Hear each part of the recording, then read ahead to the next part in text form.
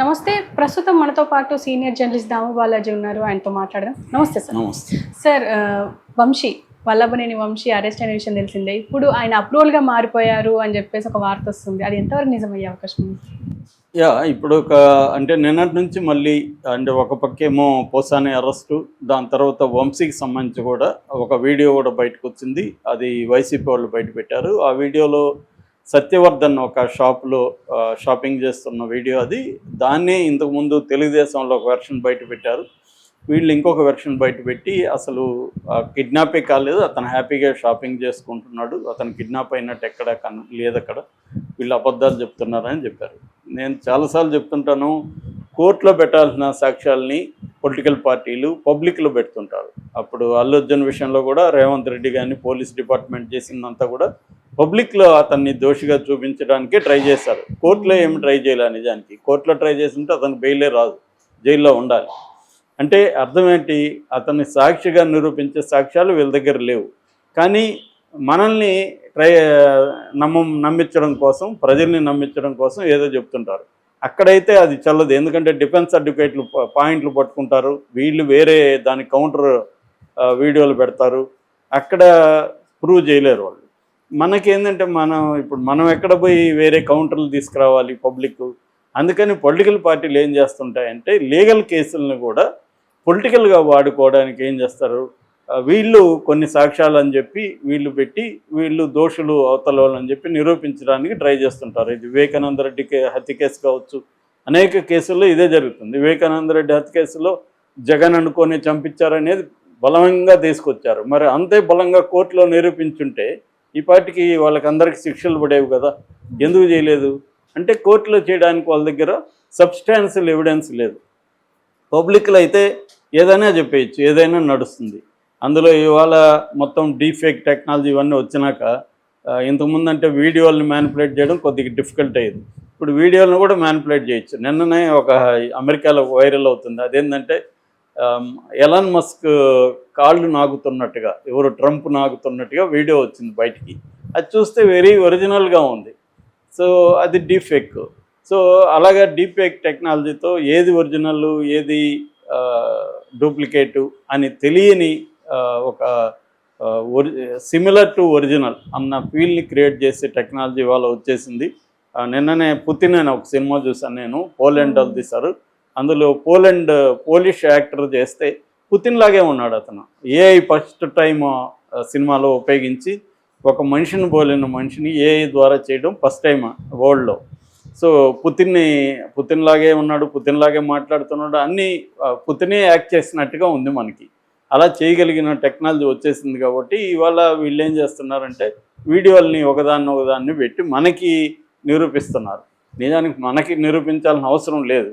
కానీ ఏమైందంటే కోర్టులో ఇవన్నీ తేలవు కాబట్టి పొలిటికల్గా చంద్రబాబుని దోషని జగన్ దోషని చంద్రబాబు, ఇది పెరిగిపోయింది. వంశీది కూడా అలాగే ఉంది. వంశీ నిజానికి ఇక్కడ విచిత్రం ఏంటంటే సత్యవర్ధన్ని కిడ్నాప్ చేశాడని ఇతని మీద కేసు పెట్టాడు. సత్యవర్ధన్ ఏమో 5 లక్షలు తీసుకొని ప్రలోభాలకి లొంగి కేసు విత్డ్రా చేసుకున్నాడని సత్యవర్ధన్ మీద పెట్టారు. మరి సత్యవర్ధన్ ఇక్కడ విక్టిమా పెర్పెట్రేటరా? విక్టిమ్ అయితే అతని మీద కేసు పెట్టకూడదు, మరి అతను దోష అయితే ఇతని కేసు ఉండదు. సో ఇవన్నీ కోర్టులో నిలవు. రేపు వంశీ మీద పెట్టిన కేసు ఇది నిలవదు. కానీ మన దేశంలో నేను చాలాసార్లు చెప్తుంటాను, ప్రాసెస్ ఇస్ ద పనిష్మెంట్.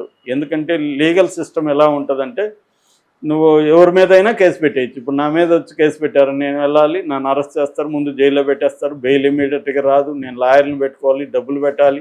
డబ్బులు పెట్టగలిగితే కొద్దిగా త్వరగా రావచ్చు, డబ్బులు పెట్టే శక్తి లేకపోతే ఇంకా ఏళ్ళు కూడా ఉండొచ్చు, నేను 10 ఏళ్ళు కూడా ఉండొచ్చు. ఆ మధ్య సాయిబాబా ఆయన 90% వికలాంగుడు, ఆయన్ని 10 ఏళ్ళు జైల్లో పెట్టేసి 10 ఏళ్ళ తర్వాత నిర్దోషాన్ని వదిలారు. అది అందరికీ తెలిసిన విషయమే. అది కూడా అండా సెల్లో సింగిల్గా పెట్టారు మనిషిని. సో అంత క్రూయల్గా మన క్రిమినల్ జస్టిస్ సిస్టమ్ ఉండగలదు. ఎవరైనా పవర్ఫుల్ వాళ్ళు పవర్లెస్ వాళ్ళని వేధించదలుచుకుంటే చేయగలరు. అట్లాగే పవర్లెస్ అనేది కూడా అధికారంలో ఉంటేనే, డబ్బు కాదు. మళ్ళీ డబ్బు పరపతి ఉంటే కూడా సరిపోదు, అధికారం ఉండాలి. ఆ అధికారం ఉంటేనే పవర్ఫుల్. ఎందుకంటే ఒకప్పుడు అమిత్ షాని జైల్లో పెట్టగలిగారు, మళ్ళీ అమిత్ షా వచ్చి తనను జైల్లో పెట్టిన చిదంబరాన్ని మళ్ళీ తను జైల్లో పెట్టాడు. సో ఇది జరుగుతుంది. ఇప్పుడు చంద్రబాబుని జైల్లో పెట్టాడు జగన్. చంద్రబాబు కంటే డబ్బులు ఎక్కువ ఉందా జగన్ దగ్గర? చంద్రబాబు కంటే పలుకుబడి ఎక్కువ ఉందా? లేదు. Only power. రెండోది సెంట్రల్లో పవర్ ఉన్న మోడీ అండదండలు జగన్ ఉండడం. ఈ 2 కారణాలతో జగన్ పెట్టగలిగాడు. అదర్వైజ్ పెట్టలేకపోయేవాడు.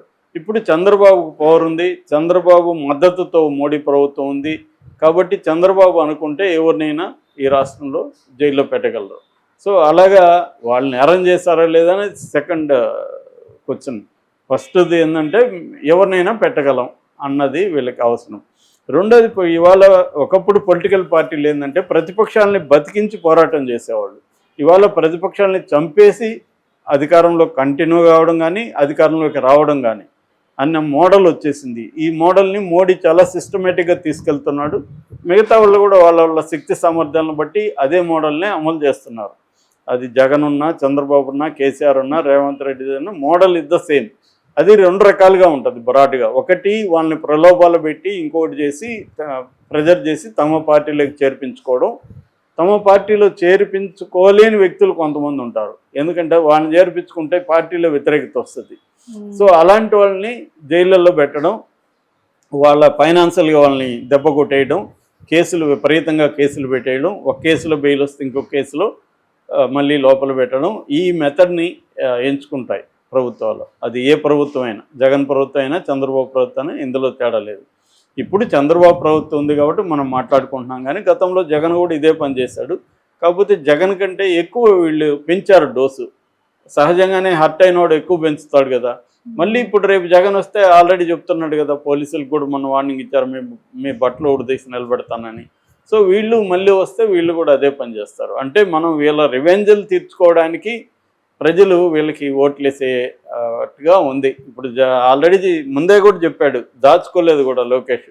నేను వస్తే రెడ్ బుక్ ఉంది నా దగ్గర, రెడ్ బుక్లో పేర్లు రాసుకుంటున్నాను, వీళ్ళందరికీ పనిష్ చేస్తానని ప్రజలకు చెప్పాడు కదా. ప్రజలు మరి ఓట్లేశారు అంటే రెడ్ బుక్లో నువ్వు తీర్చుకోమని వాళ్ళు ఇచ్చినట్టే కదా అనేది వీళ్ళ వ్యాఖ్యానం. అంటే ప్రజలు కూడా ఏమయ్యారంటే మనకేంటి, మనకు 5,000 ఓడిస్తున్నాడు, 10,000 ఓడిస్తున్నారు అన్నదే వీళ్ళు కూడా చూస్తున్నారు. ఈ మొత్తం మోడల్లోనే కరప్షన్ ఉంది, కరప్షన్ బేస్డ్ మోడల్. సో ఈ యాంగిల్లో ఇప్పుడు 1 by 1 స్టార్ట్ అయింది వైసీపీ. ఇప్పటి వరకు ఏంటంటే సోషల్ మీడియా వాళ్ళని మాత్రం అటాక్ చేస్తూ వచ్చారు. ఇప్పుడు నాయకుల మీదకి కూడా వెళ్ళడం మొదలైంది. సో ఇది వంశీతో స్టార్ట్ అయింది. పోసాని కృష్ణమురళి, నెక్స్ట్ ఎవరు ఉన్నారు అనేది మనకి తెలుస్తుంది కొద్ది రోజుల్లో. మామూలుగా గెస్ట్ చేయొచ్చు మనం. కొడాలి నాని, రోజా, అంబటి రాంబాబు, పేర్ని నాని, రామ్గోపాల్ వర్మ ఆల్రెడీ ఏదో పంచాయతీ. Ramgopal Varma cleverer then all this fellows.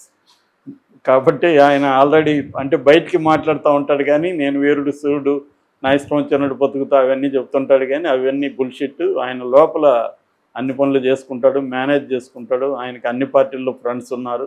రెండోది ఆయన బేసిక్గా ఏంటంటే వీళ్ళలాగా ఒక పొలిటికల్ ఎజెండా ఆయనకి లేదు. ఆయన సరదాగా హర్ట్ చేస్తాడు ఎవరినైనా. బుల్లింగ్ అంటాం మనం. అంటే అవతలోని గిచ్చి వాడు ఏడుస్తుంటే ఆనందించే టైప్ తప్ప ఆయనకి నిజంగా ఎవరి మీద గ్రెడ్జి కానీ ఎవరినో నాశనం చేసేలా లక్షణాలు లేవు. కాబట్టి అవతల ఎనిమి కూడా వీడేదో పోనీలే అనుకుని వదిలేస్తారు తప్ప అంతకంటే ఏముండదు. ఇతను కూడా సారీ సార్, నేను సరదాగా చేశాను, నాకు మీ మీద కోపమే ఉంది, నేను జగన్ మీద కూడా చేయమంటే చేస్తారు. రేపు మీరు ఒక 10 కోట్లు ఇస్తే జగన్ మీద కూడా సినిమా తీస్తాను. నిజానికి ఆయన నాకు ఫస్ట్ గా చెప్పింది రెడ్డి గారు పోయారని. అంటే వైఎస్ చనిపోయిన తర్వాత ఒక కామెడీగా చేశాడు. ఆ తర్వాత జగన్ డబ్బులు ఇస్తే జగన్ తరఫున వ్యూహం అవన్నీ చేశాడు. సో అలాగా ఆయన రేపొద్దున చంద్రబాబు బ్యాచ్ డబ్బులు ఇచ్చినా జగన్ మీద, వివేకానంద రెడ్డి హత్య మీద ఇవన్నీ తీయడానికి గ్యారంటీ లేదు. అందుకని ఆయన ఒక్కడనే తప్ప వదిలేశారు. మిగతా వాళ్ళందరినీ అరెస్టులు వరుసగా చేస్తారు. ఈ క్రమంలో అప్రూవర్గా మారతాడు వంశీ అనేది నిన్నటి నుంచి వైరల్ అవుతుంది. అప్రూవర్గా మారే అవకాశం ఉందా అంటే చెప్పలేము. అతనికి ఇప్పుడు రేపు నిన్న సిఐడి ఆధ్వర్యంలో కొట్టారనుకో, పోలీసులే, సిఐడి ఆధ్వర్యంలో లేడు, పోలీసులు కొట్టారనుకోండి అతన్ని, ఒక్కోసారి మారచ్చు, చెప్పలేము. ఎందుకంటే ఇప్పుడు ఢిల్లీ లిక్కర్ స్కామ్లో పెద్ద పెద్ద వాళ్ళే మారారు, పెద్ద పెద్ద కంపెనీ ఎండీలే అప్రూవర్గా మారిపోయారు. మాగుంట రాఘవరెడ్డి అప్రూవర్గా మారిపోయాడు. సో ఒకటి దెబ్బలు, రెండోది జైల్లో. ఇప్పుడు వంశీ జైల్లో నుంచి కనీసం 1 year బయటికి రాడు నాకు తెలిసి. ఎందుకంటే అతని మీద 20-30 కేసులు ఉన్నాయి, సిట్ వేశారు. ఇంకా రోజు నిన్న కూడా 2 కేసులు పెట్టారు, మొన్న ఒక 3 కేసులు పెట్టారు.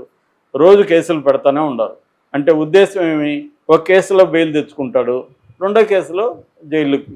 ఇలాగ ఈ కేసులన్నింటిలో బెయిల్ రావాలంటే కనీసం 1 ఇయర్ పడుతుంది. ఒకవేళ 1 ఇయర్ లోపల వస్తాడని ఉన్న 6 నెలల్లో వస్తాడంటే మళ్ళీ పెడతారు. కేసులది ఏముంది, ఏదైనా పెట్టచ్చు. కాబట్టి వంశీ కూడా ఇంత అవసరమా, మనం ఎందుకు భరించాలి అని అప్రూవర్గా మారిపోయి ఈ జగన్ను ఇంకెవరినో ఇరికించడానికి అప్రూవర్గా, అంటే అప్రూవర్ ఆఫర్ వీళ్ళు ఇస్తే, వీళ్ళు అప్రూవర్ ఆఫర్ కూడా ఇవ్వలేదనుకో, అప్పుడు అతను అప్రూవర్గా మారుతాం సార్ అంటే కూడా నో ఛాన్స్. కాబట్టి భరించాల్సిందే. కాబట్టి ఇవాళ రాజకీయ నాయకులు అన్ని పార్టీల వాళ్ళు కూడా అన్నిటికీ సిద్ధమై ఉండాలి, ముఖ్యంగా జైలుకి సిద్ధమై ఉండాలి. అందుకని వాళ్ళు జైల్లో లైఫ్ ఎలా ఉంటుందో బయట కూడా కొద్ది రోజులు ప్రాక్టీస్ చేయడం ఇంపార్టెంట్. అంటే దాని ఇండియన్ కమోడ్స్లో కూర్చోవడం, ఎక్సర్సైజ్ చేయడం, యోగా చేయడం, ఏ ఫుడ్ అంటే ఆ ఫుడ్ తినడం, ఏ వాటర్ అంటే ఆ వాటర్ తాగడం, ఇవన్నీ కూడా ప్రాక్టీస్ చేసుకోవాలి. నేను ఇట్లాగే ఉంటాను లైఫ్ స్టైల్ అంటే జైల్లో కుదరదు. Okay okay sir, thank you.